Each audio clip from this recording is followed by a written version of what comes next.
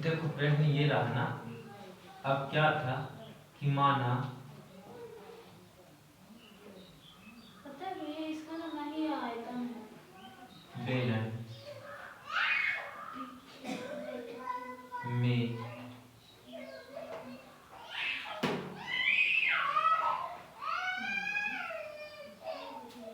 उपस्थित हवा, ठीक है, क्या रही होगी? एक। और हम इसी एक को A1 मान लेते हैं, ठीक है। अब इसके बाद में प्रश्नानुसार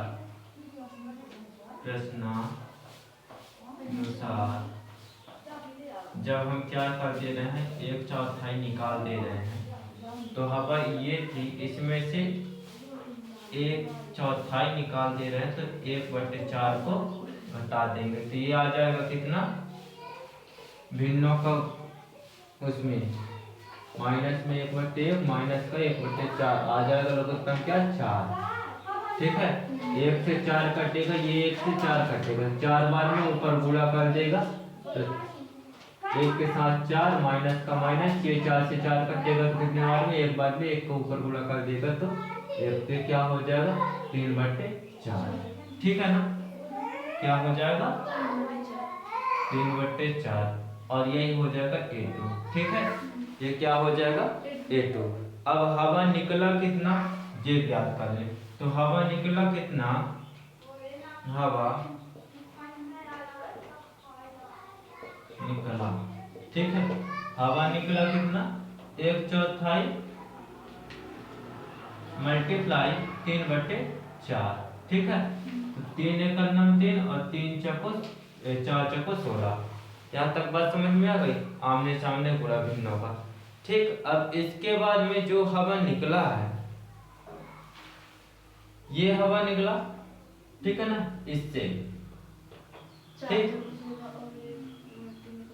3 एकम 3, तो अब AC हम लोगों को मिलेगा क्या? 1/16, ठीक है। इसका मतलब ये हुआ कि देखो ये तो निकल गया, अब इन दोनों में उसमें जो शेष हवा बची रही होगी, तो क्या बची रही होगी, ठीक है ना। तो शेष हवा ये बची। अब निकला कितना? तो इतना, तो 3 माइनस का 4, ठीक है। A3 ज्ञात करने के लिए, क्या करने के लिए? A3। तो अब लघुत्तम ले लेंगे, तो लघुत्तम क्या आएगा?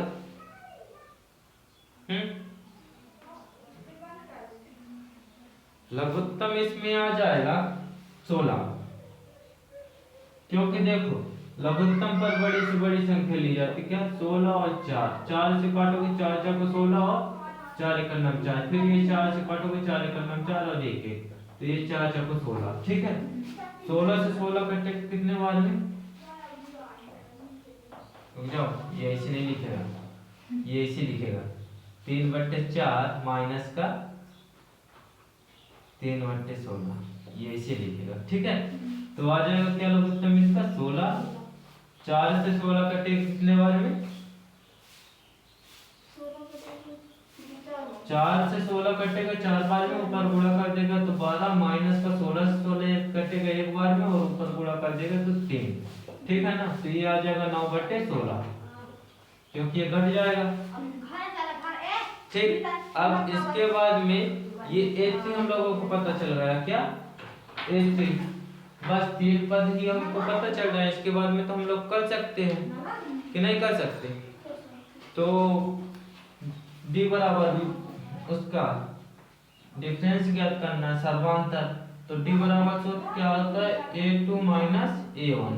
तो A2 क्या है?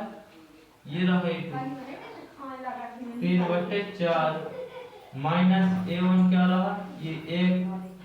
तो इसका भी लघुत्तम लेंगे तो आ जाएगा 4, 4 से 4 काटेंगे तो 3 आ जाएगा, ठीक है। 3। अब इसके नीचे कोई नहीं, कुछ नहीं, तो 1 मान सकते। 1 से 4 काटेंगे कितने बार में? 1 बार में, ठीक है।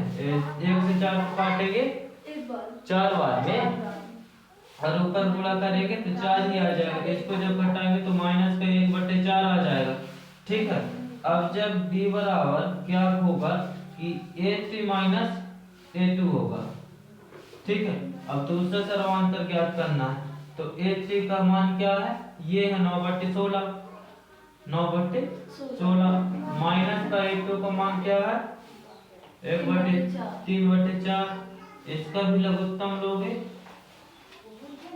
तो आ जाएगा क्या 16, ठीक है ना, 16 आ जाएगा। 16 से 16 काटोगे कितने बार में कटेगा, 16 से 16 काटेंगे एक बार में, ठीक है। और एक 9 के साथ गुणा करेंगे तो 9 ही आ जाएगा।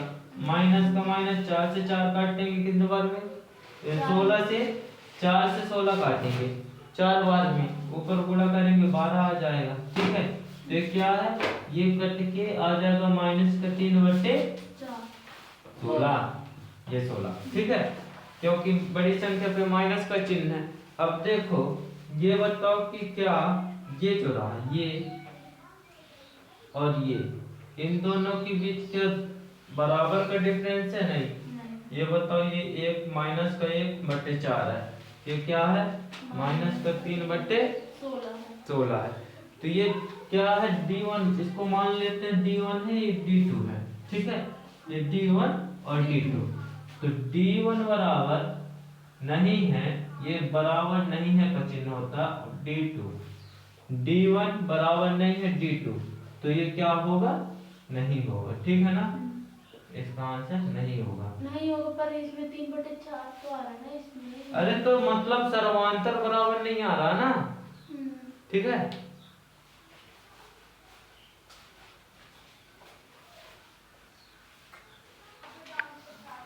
देखो ये फ्रेंड बोल रहा है कि प्रत्येक मीटर की खुदाई के बाद एक कुआं खोदने में आई लागत, जबकि प्रथम मीटर की खुदाई की लागत 150 रुपया है, ठीक है। और बाद में प्रत्येक मीटर की खुदाई की लागत 50 बढ़ती जाती है। मान के चलो एक कुआं है, ठीक है, क्या है, ये कुआं है, ये यहाँ से 1 मीटर खोदने के लिए उनमें क्या लागत लगी है 150 रुपया, 150 रुपया, ठीक है।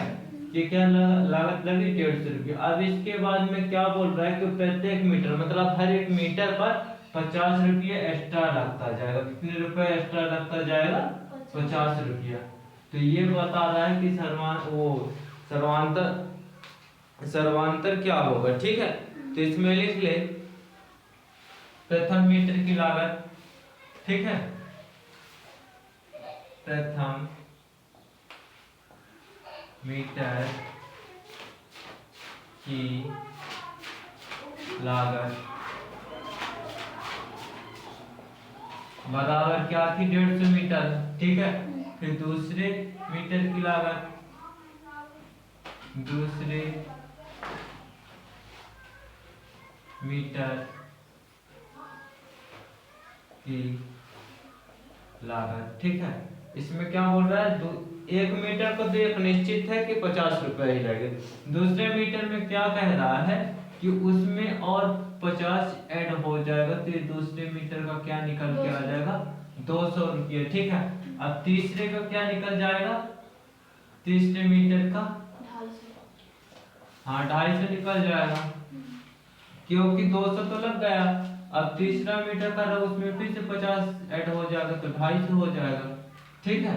अब हमको क्या पता है कि D बराबर, इसको मान लेते हैं क्या, ये A1 है, ये A2 है और ये A3 है, ठीक है।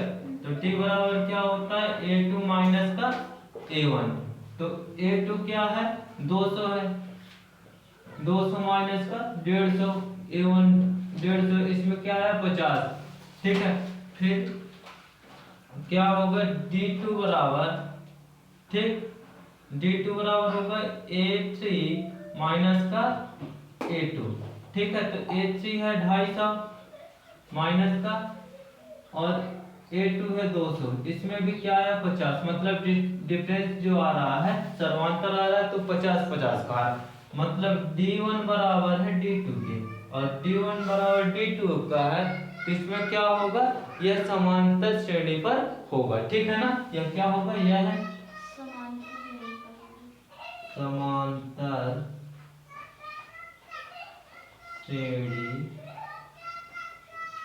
में होगा, ओके।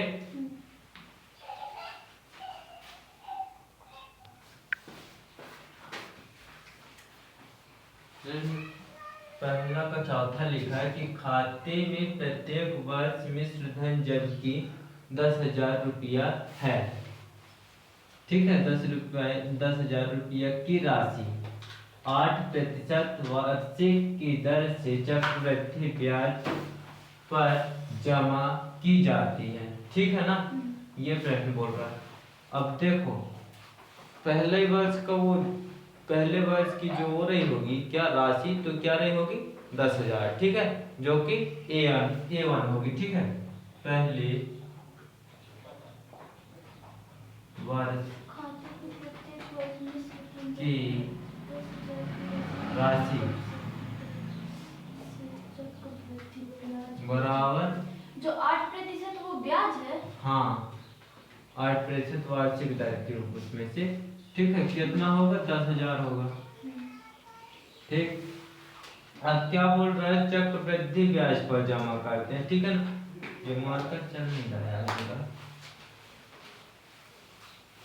अब इसमें दर क्या दिया है 8%। ठीक है, दर क्या दिया है 8%। अब ब्याज बराबर होता क्या है, दूसरे वर्ष की जब हम ब्याज निकालेंगे तो ब्याज का सूत्र होता क्या है, दूसरे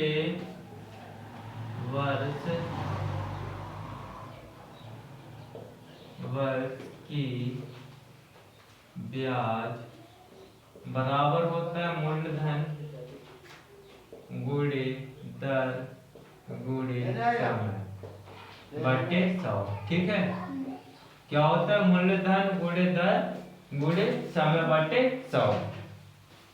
पूरा लिखा नहीं है, मूलधन है, पूरा लिखा नहीं है, समय लिखा हुआ है। ठीक है, अब इसके बाद में होगा क्या कि मूलधन क्या दिया है 10,000 दिया है। ठीक है, दर क्या है 8% है, और एक साल वार्षिक का मतलब क्या हुआ एक वर्ष में। ठीक है ना, एक वर्ष में कितना 1/100। अब ये 2 जीरो से ये 2 जीरो कट जाएंगे, गुणा होगा तो क्या हो जाएगा ये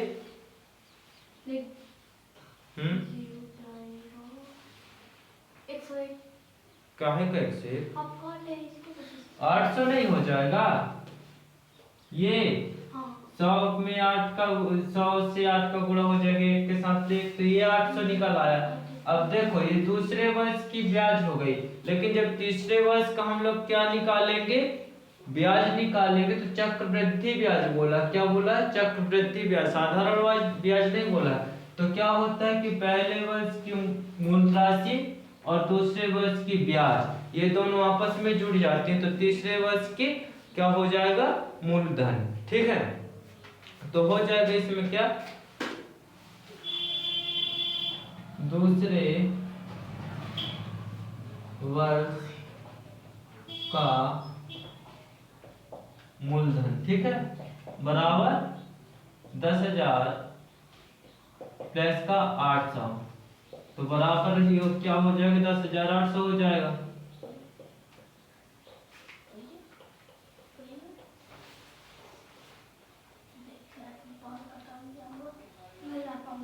ठीक है, तो इसके बाद में क्या हो जाएगा, दूसरे वर्ष का मूलधन हो जाएगा कि नहीं हो जाएगा। अब जब दूसरे वर्ष, हाँ ठीक है, तो ये तीसरे वर्ष के लिए जब ब्याज लगेगा तो ये क्या हो जाएगा, ये उसके लिए भी मूलधन हो जाएगा। तो ये बनने का क्या, तीसरे वर्ष का ब्याज बराबर क्या हो जाएगा तीसरे,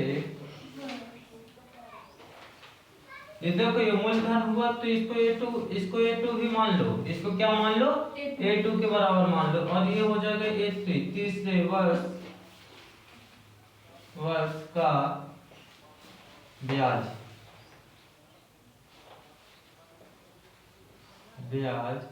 बराबर क्या था, मूलधन गुणे दर गुणे समय बटे 100। ठीक है ना, ये ब्याज का सूत्र है। मूलधन इसमें क्या है, 10,080 है। ठीक है, दर क्या है 8% की दर से, साल कितना है 1 साल बटे 100, 2 जीरो से 2 जीरो कट जाएंगे। अब इसके साथ गुणा हो जाएगा, 8 का इसके साथ गुणा हो जाएगा 108 में, तो 108 में जब गुणा होगा तो क्या हो जाएगा 8 अट्ठाई 64, ठीक है। 8 अट्ठाई 64 की 4, हाँ 8 अट्ठाई 64 की 4, हासिल पे 6 और 8 शून्य शून्य शून्य 6 6 और 8 एक 9 8, मतलब 864 रुपया दूसरे वाहे के दूसरे साल की ब्याज जब मिलेगी तो तीसरे वर्ष का मूलधन क्या हो जाएगा? मूलधन हो जाएगा तीसरे वर्ष का मूलधन बराबर हो जाएगा क्या? 10,000, नहीं 10,000 काहे को होगा? ये होगा ना, ये दूसरे वर्ष की ये, तो 10,800 प्लस का 10,864, ठीक है। अब ये जुड़ेगा तो क्या हो जाएगा? 64 से ये दोनों जीरो, ये 64 को 64, ठीक है। 64 6 1 1 ये हो जाएगा, ठीक है ना। जब जुड़ेगा तो 11,664। अब ये A3 हो जाएगा क्या? ये A3, क्योंकि A3 ही तो निकाल रहे थे, ये यहाँ से A3 लगा, यहाँ से A2 लगा और ये A1 का मान तो पहले से निकला था, ठीक है। तो D1 बराबर क्या हो जाएगा कि A2 माइनस का A1, ठीक है। A2 का मान क्या है? 10,800, ठीक है, माइनस का A2 का मान क्या है? A1 का 10,000 है, ठीक है। अब 10,800 में से 10,000 घटेगा तो क्या बचेगा? सिर्फ 800 बचेगा, ठीक ना।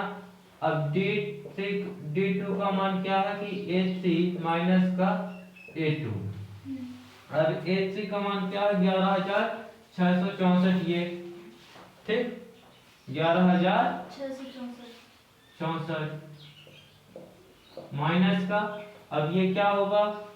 A2 का मान क्या है? 10,800, 10,800 ये रहा। अब ये देखो 11,664 में से क्या घटेगा? 10,800, ये बचेगा कितना? 864 बचेगा। कितना बचेगा? 864। जब ये घटेगा तो 864 होगा। अब ये बताओ कि D1 बराबर D2 है क्या? कि D1 का मान और D2 का मान एक दूसरे के बराबर है कि नहीं है? हैं, ये 800 और ये 864 है, ये क्या है? बराबर नहीं है। और जब बराबर नहीं है तो ये समांतर श्रेणी नहीं होगा, ठीक है।